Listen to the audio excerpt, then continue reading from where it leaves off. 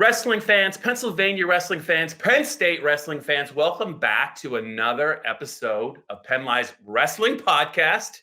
I'm Bob Flounders, joined as always by Jim Carlson, man. And Jimmy, our first guest we had, I think, on this thing a couple weeks ago was a tremendous add to the show. Pat Santoro of Lehigh, the wrestling coach. Jimmy, you've outdone yourself. We're only in the middle of December. You're off to a great start. Clay Steadman is our guest this week. Clay Steadman, a wrestling standout, General McLean High School in Edinburgh.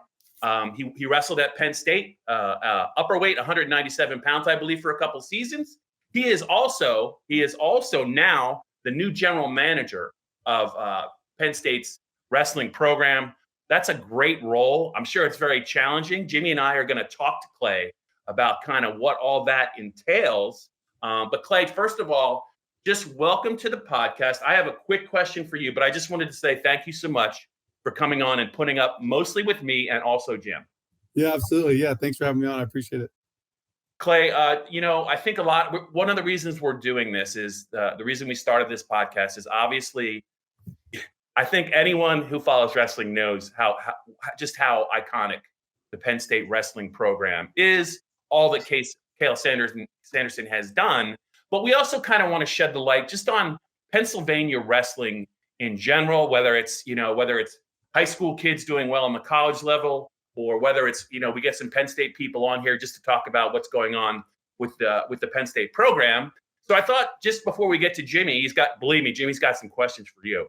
I just wanted to ask you for the fans who maybe don't know and are just kind of checking in. So obviously, they love wrestling and they love Penn State wrestling. But can you just talk a little bit about maybe your wrestling story, starting with your high school days, and a little bit about your time with Cael at Penn State as a wrestler, and just I know that you had some injury issues that really probably prevented you from completing that. But I just think your journey coming back to wrestling, I think, is great. Yeah, no, absolutely. Yeah, so I appreciate you having me on again. I don't have a very successful story. I started late into wrestling, middle school, which is pretty late to be someone that was on the Penn State team. And my whole high school journey was similar to my college journey, which was I have a lot to make up for from not being in this sport often. So I just basically overtrained till I got hurt, overtrained till I got hurt.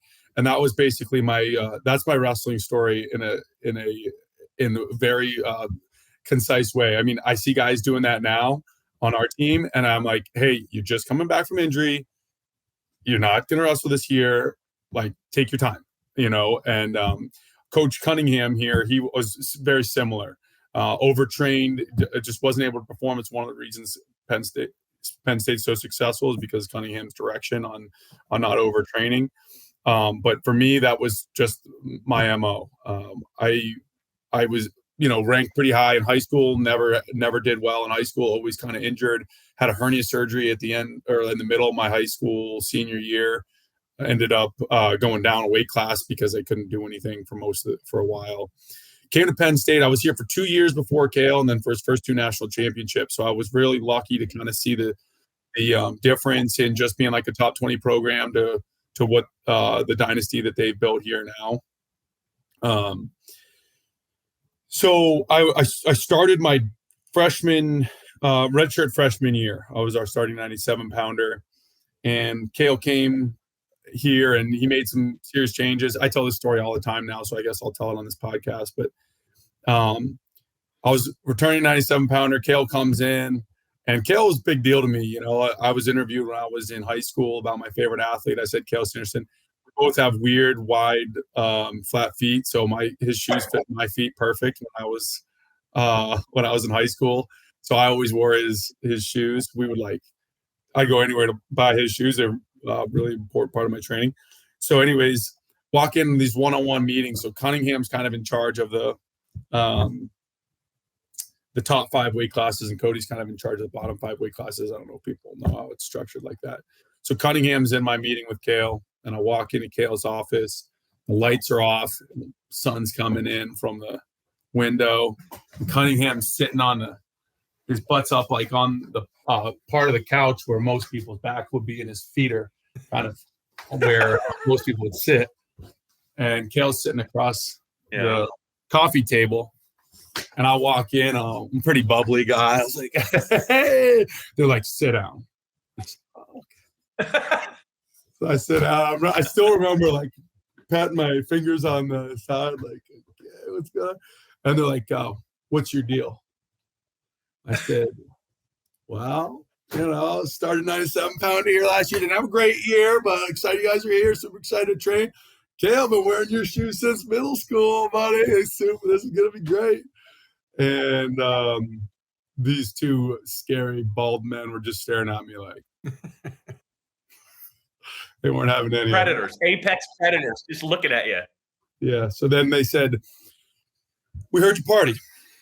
And not only you party, but you get other people to party as well. And no joke, in my mind, I thought, that's pretty cool. People are saying that about me. So I've worked pretty hard these last 2 years to get that out. That's pretty cool. And I turned quickly because then they're like, yeah, I'm sorry, we don't have room for someone like that on this team. And I was like, oh, well, okay, well, listen, that was the culture here. I fit in great to that culture, but that's not like who I am, who I need to be. Wrestling's more important to me. That was what wrestling was here. I was that. If we're changing, I'm a chameleon, man. I can change. Let's go.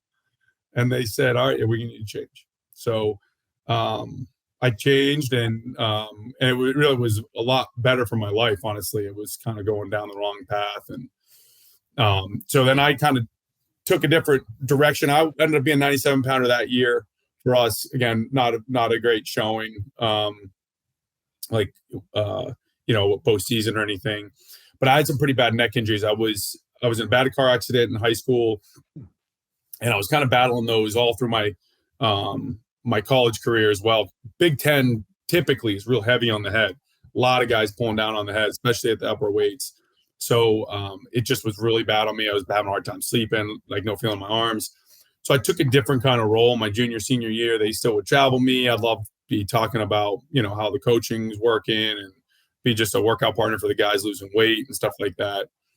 And just was kind of took more of a leadership coaching role without being a starter. But I think I had the buy-in to who I was because I had been where those guys were now, I wasn't on the stage like they all ended up being, but I at least was like wrestling the Big Tens and things of that nature. So yeah, I was super lucky. And then just super grateful for my time here. Loved the coaches. Like I said, they sent me down the right path. They kind of gave me a slap over the head when I needed it.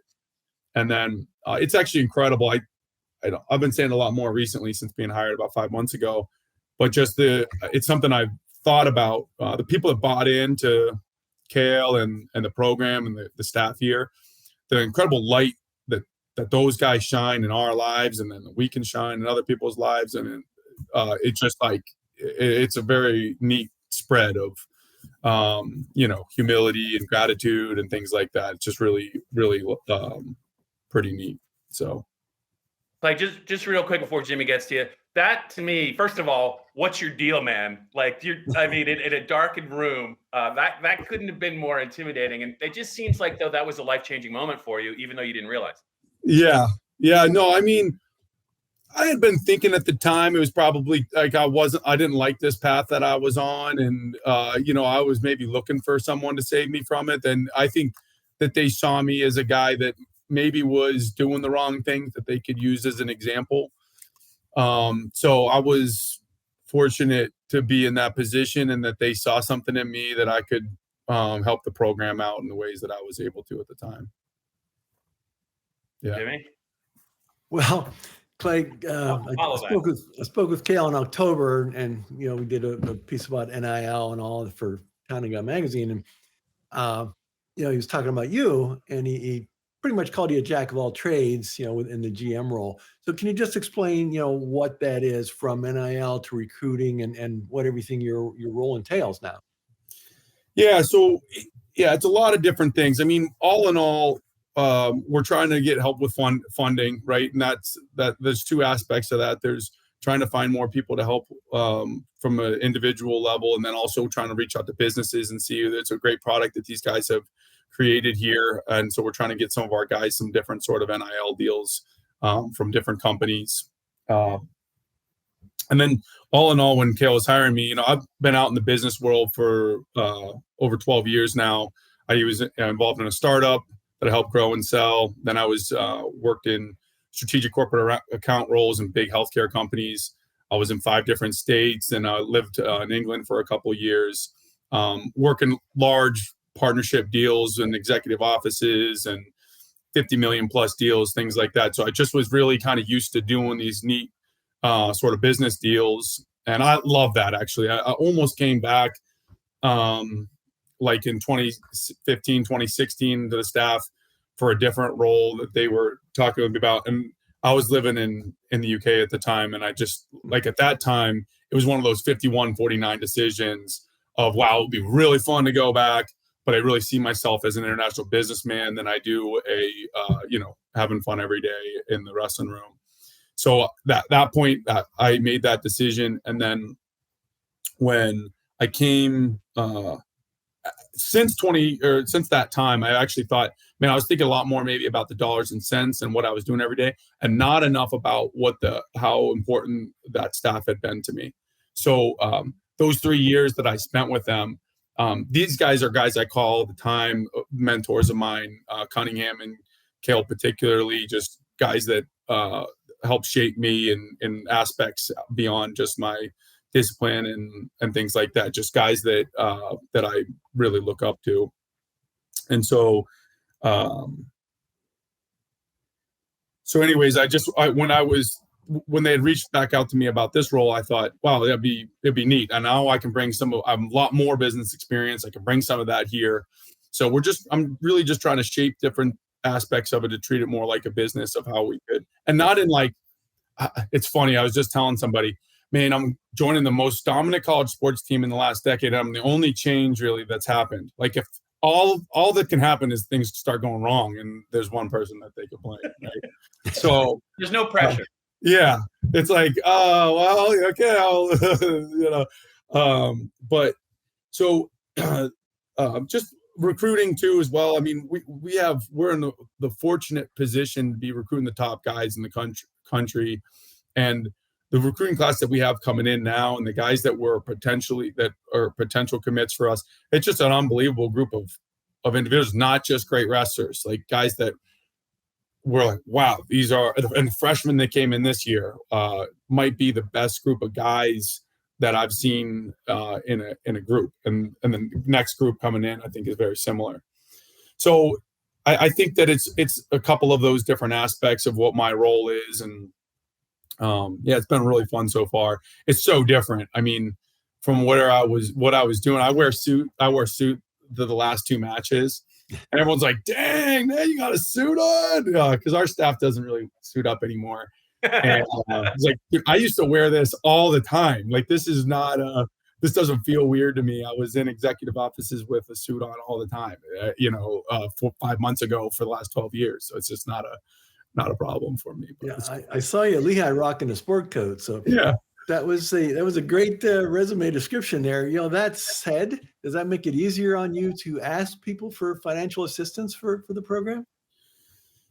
It's a challenge. I mean, it's something I've never really done before. Again, like I said, I was in large figure deals for a lot of my career. When I was leading my team in from a financial perspective, we were doing just under $1 billion.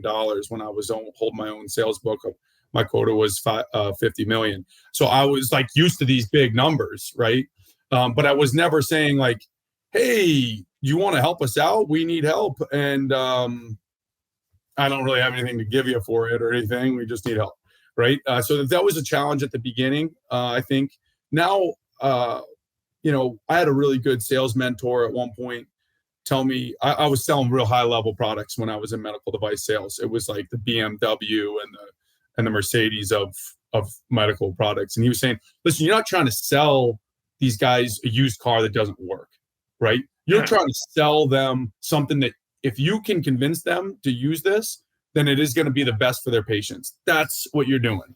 And I believe in this program. Like I said, these guys in this program has really helped change me in a different direction. And I think people feel that are even just fans and supporters. And I want to see that continue. I want the best guys to come here.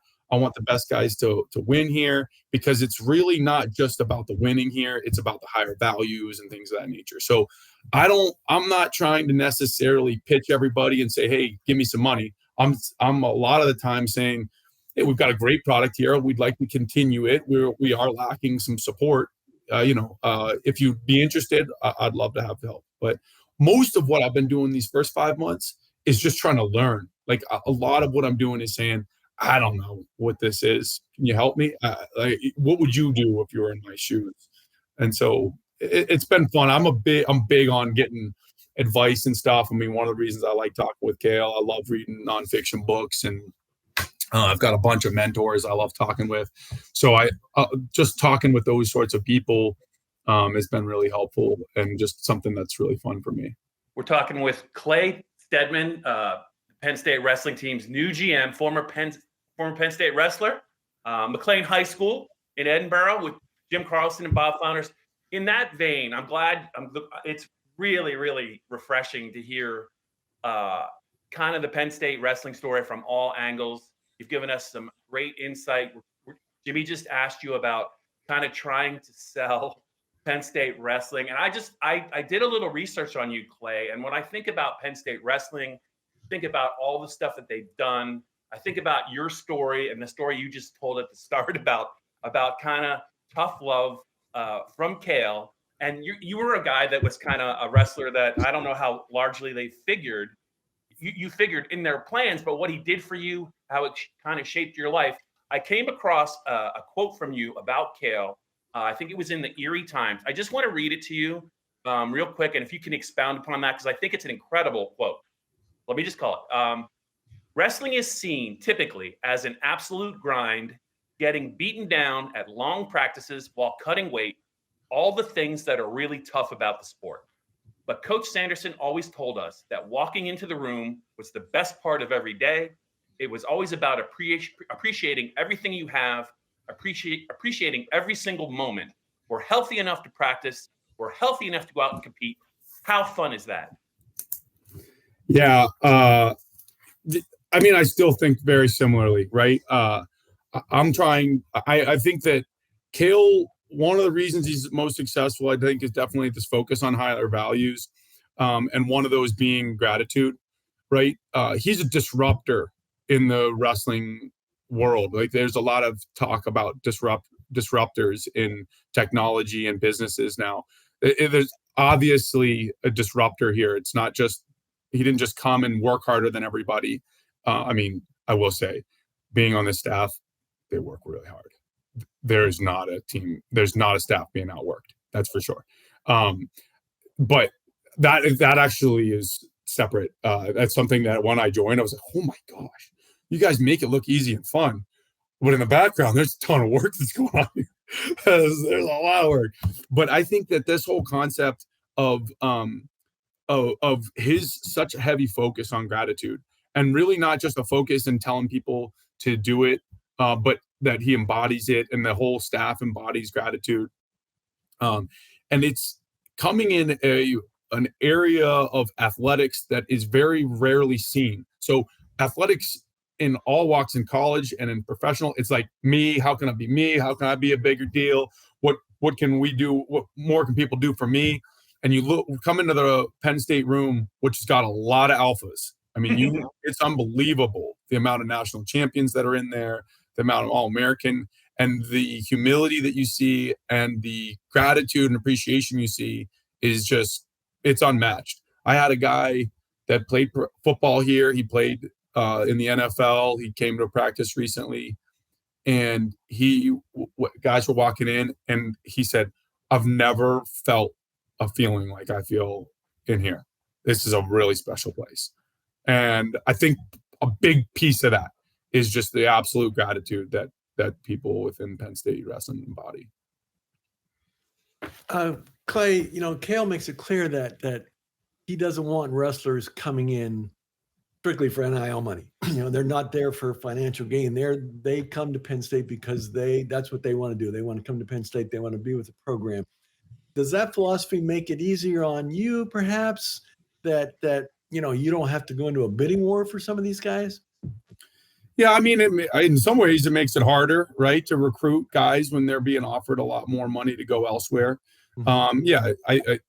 I mean, it makes it easier to fundraise on it because we stand for different values. The Dodgers and Yankees don't win the World Series every year. They're spending the most money, right? And so what we have here, though, is different than the other programs. Cael is set up over the last 15 years answering the question of where's the best place to train. They have more individual national champions than the next 3 teams combined. 11 of the last 13 team titles. It's insane what's been done here, right? And so if somebody is really looking at where's the best place to train, they'll figure out the best place. Those are the guys that we want here. The guys that want to be here. And Cael continues to tell me this through the recruiting process. If somebody wants to be here, they get really good when they get here. Masson Brink and Levi Haynes are 2 guys that I'm just thinking off the top of my head. They both really wanted to be here, and they're really good. I'm not discrediting how they were recruited or anything, but they even got better when they got here. So I think we're going to be okay. Like, guys that want to be here, we're going to get good top guys, and people get better when they want to be. They get better when they get here. And there's a couple other aspects too, which is people continue to love wrestling while they're here. We have guys that, like, Snyder has come here now, and he wants to wrestle till he's 45 years old. I mean, like, these guys are just insane how much you get better and you enjoy the sport. And that's kind of more of where we're at. Do you want to be here? You want to get better? Do you want to enjoy the sport more? Those are the guys that we want here anyways. If someone wants to go chase the dollar, again, the Yankees and Dodgers don't win the World Series every year. So that's where we're at with it. Clay, what are your concerns about, the possible upcoming legislation as far as unlimited scholarships, roster caps, revenue sharing? Could it be that the rich could get richer, or, can it hurt the smaller programs? And what's it mean for Penn State, maybe? Yeah. I mean, the rich will get richer. I personally think that the whole thing it's a challenge, right? I don't think that there's not a ton of positives that I see in the very near term, or even in the long term. I mean, these guys getting paid, there's going to be some challenges with it. The new legislation and the scholarships. I mean, for me, I need to raise money for scholarships. That's what I see when I see that. We had 9.9 this year, and we're going to need 30 next year. A lot of the other top programs already have 30 through NIL. So that's what I see when I look at it, I'm going to get some. If we're going to have 30 scholarships, I got to get to work here. I think that there's an interesting aspect of it, honestly. So I think Ohio State, from my understanding, they cut their scholarship funding, or a good portion of it, for 14 of their sports. And I think Texas followed suit afterwards. So basically, this whole concept of revenue share is that, football typically makes all the profit, and then they share it's been happening since we started doing other sports. Sure. Football gets the revenue share with the other sports. And I think the other sports have been very lucky to be in that position in the first place. Now football has to share money with football in order to stay on top. And I kind of understand it. I come from private business and totally get it. But it just makes other programs start to have to fend for themselves. The interesting part that I think will be unique is some guy that made a lot of money that used to run at Clarion University can now say, "Oh, I'm going to dump $5 million into the Clarion cross-country team, and maybe we'll win a national tournament." Yeah. So there will be some small schools that benefit from interesting, unique other small sports that could all of a sudden blow up. We might see something similar in wrestling. We might have, some new team pop up that no one's even seeing happen. North Dakota State, or some that has an alumni, or somebody that has a business that really wants to go all in on a program. We could just see something else bubble up. And I think that's kind of exciting. That could be a neat way to give some other people an advantage. Some of the other schools, so this whole roster limit, scholarship cap type thing, you have to buy in, you have to sign in or buy into the revenue share concept in order to have to abide by those rules. So there's small schools that when we were at the Black Knight Open, we're like, hey, we're not opting into that. We could still have 38 guys on our roster, and we're ready to call Penn State whenever you guys have to adjust your roster. So there'll be a lot of schools, licking their chops to try to pick up whoever we're not able to keep. That's interesting, because Pat Santoro said they're not opting into that. Yeah. There you go. So they're not opting in. So yeah, and I think that they're I don't want to. I like Pat Santoro. I don't want to talk negatively about Lehigh. Yeah. So we don't want to keep you too long. We appreciate your insightful comments. From what you've seen and done so far in your short tenure, 5 months or so, can you see, and you sort of touched on it in various aspects, in various opinions you've had here, but can you see this dynasty continuing, and staying on top for years to come? Yeah. I mean, listen, like I said, there's no one outworking this staff. It's not just the work, but how intelligent they are with it, the history that they have, just the unbelievable commitment to these guys is just, I can't believe it. I mean, Coach Cody is a guy I always have jokes about Coach Cody. I'm always a bubbly guy. He's always trying to be unhappy. He always, when I was in school, he'd say that he's going to write a book someday called Commonly Unhappy. He works hard to try to act like he's not having fun. And he said once he started trying not to have fun, that's when he really started having fun in his life. But it's cool. Like Coach Cody's a guy that now that I'm on the staff, I'm just, inspired by his commitment and how much time, effort, thought he puts into the guys and to peak them in the right times and make them feel their best. I can understand why people want to wrestle for him and why it's so important for him to be here. It's just really neat.